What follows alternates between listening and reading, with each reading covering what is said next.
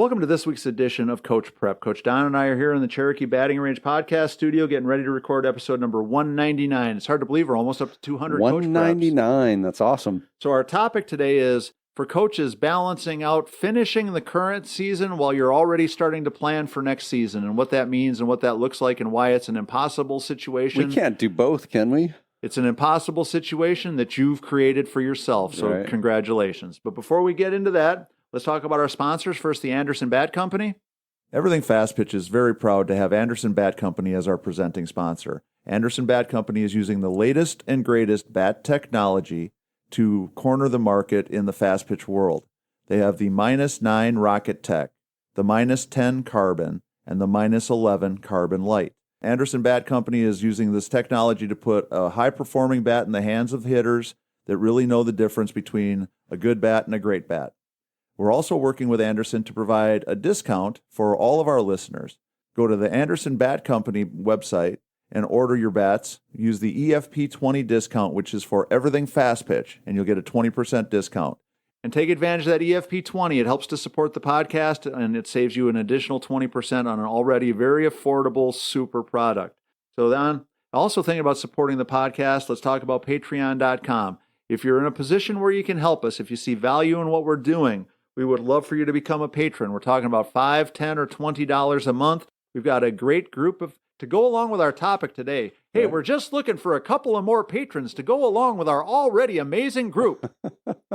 We've had a great core of people that have supported us and have been really loyal to the program, but we just need a couple more of you to come on board to fill out the roster. Right?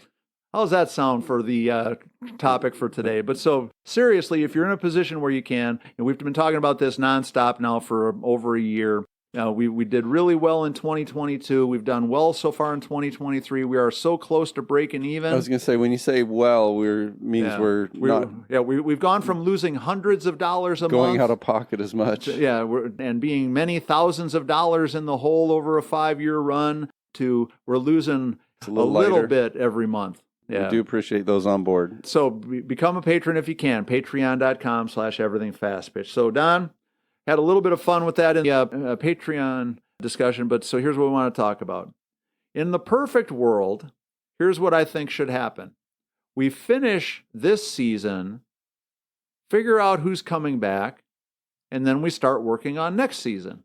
Kind of how it used to be. Once upon a time, I think that was pretty much how it was.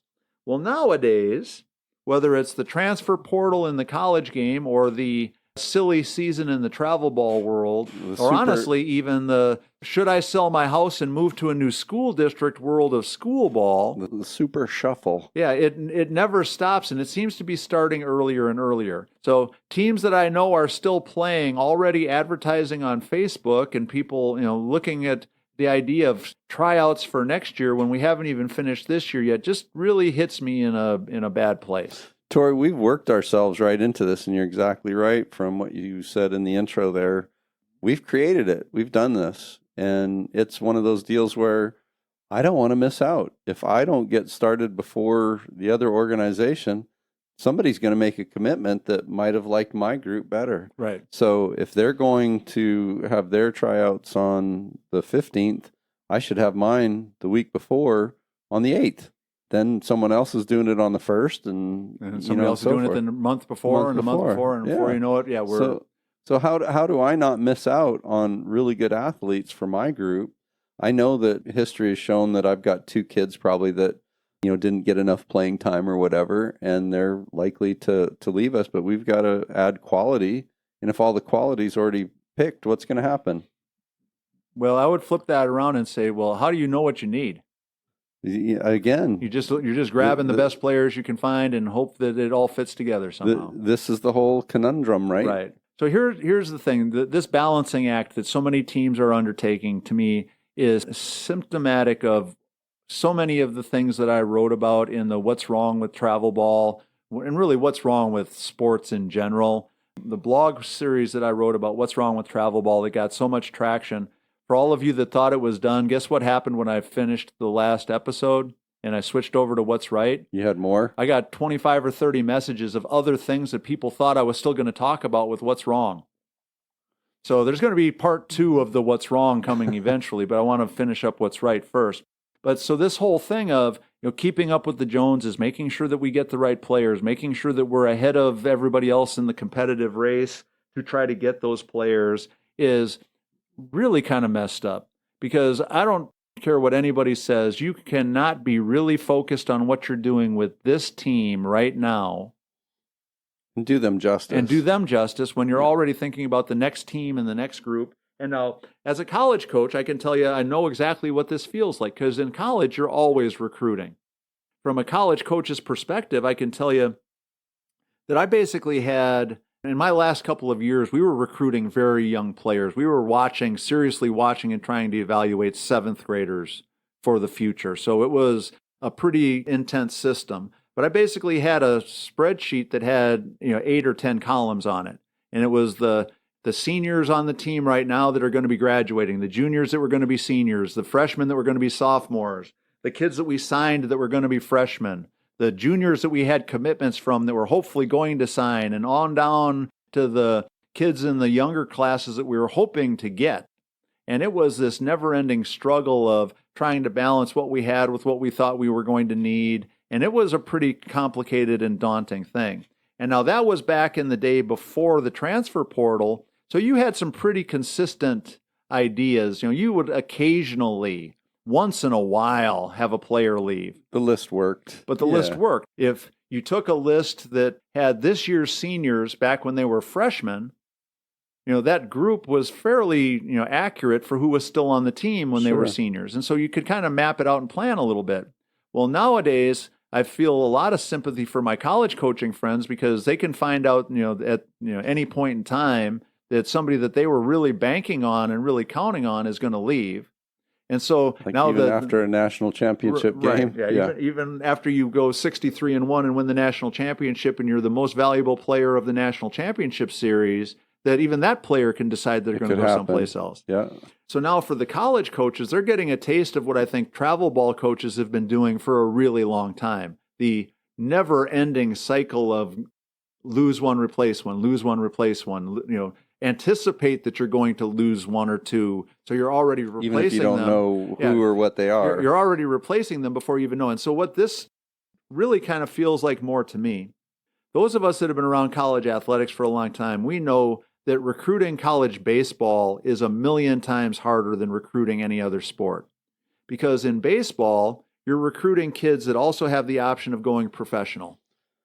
That's crazy. You have players on your team that could go professional, but you don't know. Yep. And then you add in on top of that the transfer portal now. So being a college baseball coach now has got to be like one gun to the head 24 hours a day, just wondering, how much more you can stand. But so you had the potential problem of, well, if they all come back, then I've got too many. If they all leave, I don't have enough. And if you're hoping that somewhere in the middle is where you fall. Promising scholarships out to kids that end up getting drafted, and you've skipped up on others that have committed to other places. Right. Yeah. And so I think that's probably a little closer scenario for what the travel ball model has become. So here's my take on it. I think you need to do everything you can within every possible logical stretch of the imagination to be 100% committed to the team you're coaching now first. And anything you're doing, team building, recruiting, potentially trying out new players, needs to be within the structure of, and with the idea that it's not taking anything away, not taking any of my time, effort, or energy away, that I'm not shorting one kid who's on the current team now thinking that I'm going to replace them with somebody better next year. The whole thing of how do we find that balance between coaching this team and still building next year's team? We have to figure out how to compartmentalize it to the point where we can take care of job one without anything distracting you from it. It's totally tricky because you do feel like you're going to be missing out. Communication, I think, Tori, and having a good handle on what's going on with your group and letting them feel comfortable to let you know. It's like, hey, we're going to stick through the season. Not really excited about the direction we're headed. We're likely to be looking, Right. Knowing those kind of things, I think might help, help from a organization or from a team standpoint, Right. making good decisions, stuff like that. But I like the idea of finishing this season, dealing with the next season, whatever happens, happens, but giving a full commitment to the kids that are there with you now is really important. Well, and there was a post I read on Facebook the other day that was a coach who had a player come to them and say, at the end of the season, I'm going to be switching teams. And that coach was basically asking, is it okay for me to stop playing this player and stop letting her contribute to the team because I know she's leaving? So why should I give those innings to her when I can give them to somebody else? And the responses were pretty much universal that she's done the exact right thing. She told you the truth so you can start to plan for the future. Yeah. And if you mess with her now and treat her badly because you're mad because she's leaving, you can count on all the other players on your team forevermore never telling you the truth, because they're going to just dump it on you at the end instead of giving you the heads up as this girl did. So I think that that's a good lesson. Yeah, the general consensus in the travel ball world is that if a player is on your team this year, coach them like they're on your team. And if you know they're not coming back, you still coach them until the last inning of the last game of the last tournament, like you would have any other player all year long. And if that's when you give them a hug and say thanks and good luck, then at least they treated you the right way. And because you treated her the right way, hopefully the next person will do the same thing. So here's my take on it. I said it before. Do everything you can to coach your butt off with this team till the last pitch of the last inning of the last game. Make sure that you're doing that. If it works out that you missed out on a potential good player because you didn't try them out earlier, because you didn't to keep up with the Joneses kind of thing, then that comes back to one of our bigger discussions all along.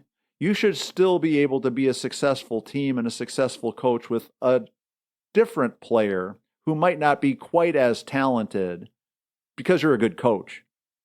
Now, is it as easy or is it as much fun or is it as glorifying as maybe you got, that really good player because you screwed over one of your current players to get her? I don't see that. That's going to be another topic that we've got to cover, Tori, where we are just over-recruiting our current roster. Right. But so letting people go. So to me, if you're a good coach and you're doing things the right way, you're going to have enough loyalty with your team that you should have a good nucleus coming back every year. And that good nucleus should be enough that you can build on without having to get that one superstar player that's going to make you a good team. Because that's just how we do things here. Right. So have the consistency, treat all the kids the way you're supposed to, coach them until the last possible chance to coach them. If they leave, wish them well, and then find somebody that you can plug in that's going to be the same kind of player as the other kids that are coming back. And if that means you didn't get the superstar mega player that you might have got trying her out earlier, then so be it. And I still think you're doing things the right way. No, I think that's a good message for sure, Tori. All right, so Don, that's going to wrap up number 199. Make sure that you support our sponsor, the Anderson Bat Company. Become a patron if you can, patreon.com/everythingfastpitch. Make sure you check out the fastpitchprep.com website. You can order your Square Cuts training discs there. And if you have questions, comments, ideas, you want to tell Coach Don and I that we're wrong about something, reach out to us via email at everythingfastpitch@gmail.com or fastpitchprep@gmail.com. We'd love to talk about stuff that you're interested in, and I'm always up for a pretty good debate. If you want to come on and tell me I'm crazy about something, that's fine too. We can get you on and add you to the discussion. We can change our view every now and then. And we'd love to have people try to do that for us. So that's going to wrap up number 199 for Coach Don McKinley and our producer Stan Lewis. This is Coach Tori saying thanks for listening. We'll talk to you again next week.